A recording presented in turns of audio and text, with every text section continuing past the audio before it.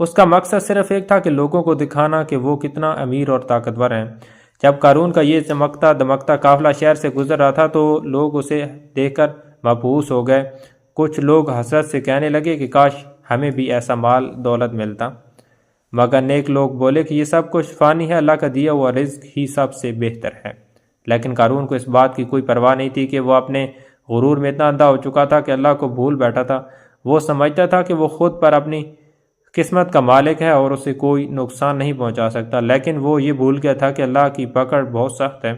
حضرت موسیٰ کو اللہ نے وحی کے ذریعے بتایا کہ قارون اپنی دولت کے غرور میں اتنا آگے بڑھ چکا ہے کہ اب اس کا زوال قریب ہے۔ حضرت موسیٰ علیہ السلام نے اسے آخری بار نصیحت کی کہ اے قارون، اللہ نے تجھے سب کچھ دیا ہے مگر تو تکبر میں مبتلا ہو چکا ہے، اللہ کی نافرمانی چھوڑ دے ورنہ تجھے انجام بھگتنا ہوگا۔ مگر قارون نے یہ سن کر مسکرا کر مذاق اڑا اور کہنے لگا کہ موسیٰ تم حسد کر رہے ہو کیونکہ میں تم سے زیادہ طاقتور اور امیر ہوں۔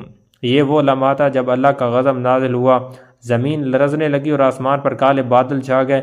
پھر ایک ایسا واقعہ پیش آیا جو تاریخ میں عبرت کا سب سے بڑا سبق بن گیا۔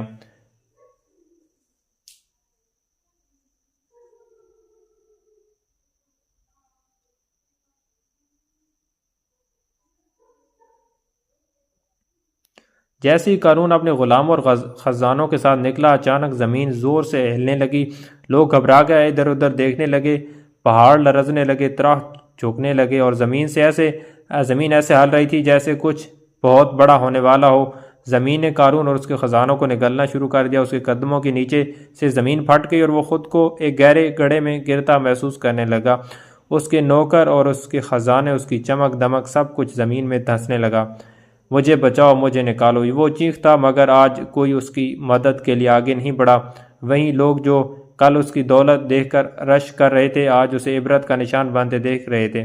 قرآن میں اللہ تعالیٰ فرماتا ہے کہ پس ہم نے اسے اور اس کے گھر کو زمین میں دھسا دیا اور پھر اس کے لیے کوئی جماعت نہ تھی جو اللہ کے مقابلے میں اس کی مدد کرتی اور نہ وہ خود ہی بچ سکا۔